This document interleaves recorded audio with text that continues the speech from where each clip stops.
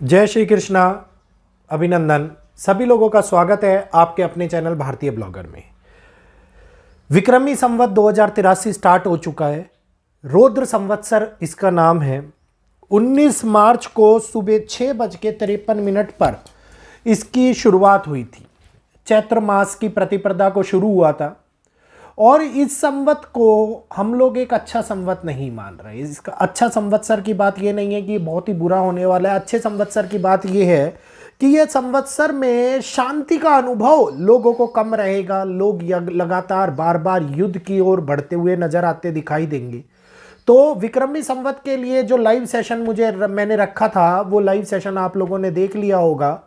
बहुत सारी डिटेल उसके अंदर मैंने डिटेल में बताई है, क्योंकि सबसे बड़ी बात ये होती है कि अगर कोई भी चीज़ हमारे सामने दिखाई दे तो वो किन पहलुओं के ऊपर असर करती है उसके बारे में जानना आवश्यक होता है। तो आज बात करते हैं वैश्विक शांति की। इस संवत्सर के अंदर हम लोगों को यह दिखाई दे रहा है कि हालात विश्व के अंदर शांति के तो बिल्कुल भी आते हुए नहीं दिखाई दे रहे। बार बार युद्ध की कल्पनाएं, युद्ध का एहसास और युद्ध की घटनाएं हम लोगों को बढ़ती हुई नजर आती दिखाई देंगी। ऑलरेडी आप लोगों ने देखा कि दुनिया कई पहलुओं के ऊपर युद्ध लड़ रही है। हमारे बराबर में पाकिस्तान और अफगानिस्तान का युद्ध चल रहा है। रशिया और यूक्रेन के युद्ध को 4 साल से ज़्यादा हो गई है। वहीं पर ईरान और इजराइल और अमेरिका का युद्ध जो मिडल ईस्ट के अंदर कोहराम मचा रहा है, और केवल मिडल ईस्ट के अंदर नहीं, जिसका असर पूरे विश्व के ऊपर पड़ रहा है, ये बहुत बड़ी घटना का संकेत हम लोगों को देता हुआ नजर आ रहा है। तो ये लगातार होने वाले हमले, कभी पाकिस्तान के अंदर, कभी ईरान के अंदर, कभी इजराइल के अंदर, कभी रशिया यूक्रेन के अंदर, थाईलैंड कंबोडिया के अंदर, ये हमले हम लोगों को दिखाते हैं कि ऐसे सिग्नल मिलने स्टार्ट हो गए हैं कि ये धीरे धीरे विश्व जो है वो विश्व युद्ध की तरफ एक कदम आगे बढ़ता हुआ दिखाई दे रहा है।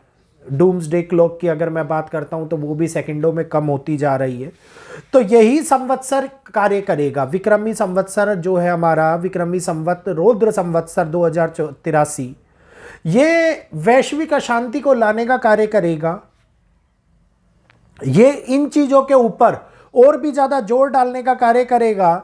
ये कुंडली हम लोगों को दिखाती है कि जहां पे राजा बेशक गुरु हो, लेकिन उस कुंडली के अंदर जहां पे मंत्री मंगल हो और कार्य राजा नहीं करता, कार्य मंत्री करते हैं। इस बात को आप समझ लीजिए। तो इसका मतलब है कि मीन लगन की पत्रिका जो बनेगी 4th हाउस के अंदर, शांति के भाव को खत्म करने वाला, दुश्मन की राशि के अंदर अस्थिरता दिखाने वाला, और साथ के साथ गुरुवार के दिन हो रही शुरुआत, यानी कि साल के राजा गुरु, इस तरीके से इसका नाम रुद्र पड़ा। और मंगल, राहु और बुध इस कुंडली के 12th हाउस के अंदर बैठे हुए हैं। 11th हाउस के अंदर 11 नंबर के ऊपर कुंभ राशि, और कुंभ राशि के अंदर राहु का रहना अब आगे आक्रामक घटनाओं को और भी ज्यादा बड़े लेवल के ऊपर लेता हुआ दिखाई देता है। वायु तत्व बढ़ रहा है। वायु तत्व के कारण उत्पन्न होने वाली हानियां बढ़ती हुई नजर आ रही है। जल तत्व अब प्रभावित होता हुआ दिखाई देगा। जल तत्व के कारण उत्पन्न होने वाली हानियां कई प्रकार के वैश्विक मुसीबतों को लेकर के आती हुई दिखाई देंगी। 12वां भाव अच्छा नहीं माना जाता, अष्टम भाव के ऊपर दृष्टि डाल रहा है। गुप्त रूप से राहु की दृष्टि अष्टम के ऊपर पड़ रही है। गुप्त रूप से सीक्रेट तरीके से चीजें, मतलब ये कहिए secret society, secret intelligence, secret groups इस टाइम के ऊपर एक्टिवेट होते हैं। ये स्थितियों को इतना ज़्यादा खराब करते हैं कि जैसे ही हमारे जीवन के अंदर कुछ अच्छा आने वाला होता है तो एक नई मुसीबत हमारे सामने खड़ी होती हुई दिखाई देती है। यहीं पर अगर मैं बात करता हूं सूर्य, शनि, शुक्र, बुध की और चंद्रमा की, ये चारों ग्रह, पांचों ग्रह, ये हमारे सामने उन प्रभावों को ला रहे हैं जिसका असर डायरेक्टली कुंडली के लगन के तौर के ऊपर अच्छा नहीं देखा जा रहा। तो ये संवत्सर कहीं ना कहीं 2084 को लिंक ईयर के रूप में माना जा रहा है।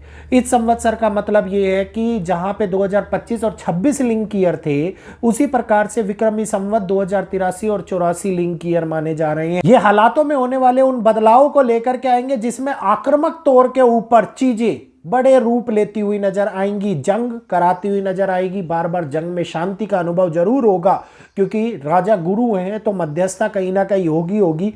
लेकिन ये संकट, ये युद्ध का संकट हर एक पहलुओं के ऊपर आप लोगों को नजर आने वाला है, चाहे वो कोई सी भी पहलू क्यों ना हो। अब अगर मैं बात करता हूं कि ईरान इजराइल का युद्ध रिटेलिएट होगा या नहीं होगा, ईरान बार बार हमले करेगा, इजराइल बार बार हमले करेगा, या दोनों चुप होकर के बैठ जाएंगे, तो इस संवत की कुंडली दिखाती है कि यह एक लंबी बारी की दूरी खेलने वाला युद्ध बन चुका है। और खास तौर के ऊपर कन्या राशि इस टाइम पे सबसे ज्यादा पीड़ित होती हुई नजर आ रही है। और कन्या राशि का मतलब आप समझ लीजिए कि ईरान पीड़ित हो रहा है, और जिसकी वजह से सारे इस्लामिक देशों के ऊपर, मिडल ईस्ट के ऊपर डिस्टरबेंस बरकरार रहने वाली है। डिस्टरबेंस बड़े लेवल पर आगे बढ़ती हुई नजर आने वाली है। बाजार के अंदर वोलेटाइजेशन बहुत ज्यादा बढ़ता हुआ नजर आएगा। गोल्ड की कीमतों के अंदर डिस्टरबेंस रहेगी, तेल की कीमतों के अंदर ऑलरेडी डिस्टरबेंस चल रही है। तो यह संवत आसान नहीं होने वाला है। यह संवत नींव डालेगा उस शुरुआत की जिन पहलुओं के ऊपर मुश्किलें बड़े लेवल के ऊपर हमारे सामने विक्रमी संवत 2084 के अंदर खड़ी होती हुई दिखाई देंगी। और 2084 के बाद में आने वाले साल वैश्विक कोलाहल और वैश्विक अशांति के साथ साथ वैश्विक युद्ध की भी शुरुआत कर सकते हैं। तो मंगल केतु के साथ में, अभी केतु का नक्षत्र परिवर्तन हुआ, और केतु का नक्षत्र परिवर्तन जो दुनिया को एक बारी फिर से बदलने का कार्य करेगा, तो यह दिखाएगा कि कहीं ना कहीं से डबल अटैक की संभावना बने।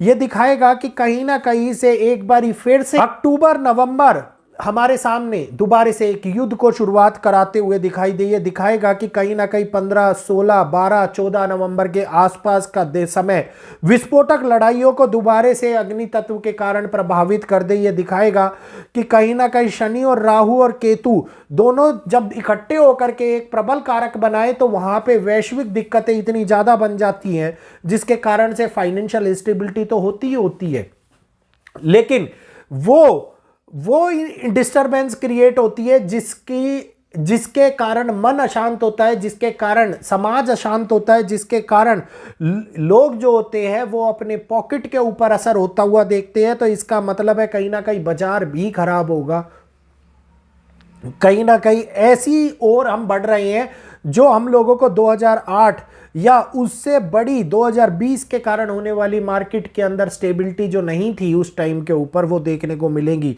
तो ये दिक्कतें केवल दिक्कतें नहीं है, डायरेक्ट इन्वॉल्वमेंट है जो अटैक करेंगी और काउंटर अटैक करती हुई नजर आएंगी। और खास तौर के ऊपर अभी चाइना और रशिया का इन्वॉल्वमेंट जो स्थितियों को और भी ज़्यादा गड़बड़, और भी ज़्यादा भयानक, और भी ज़्यादा खराब कर सकता है। ये अब आगे आने वाले समय के अंदर एक अल्टीमेटम देता हुआ ग्रह दिखाई दे रहे हैं कि कहीं ना कहीं बड़े ग्रह, बड़े देश इसके अंदर इन्वॉल्व होते हुए दिखाई दे।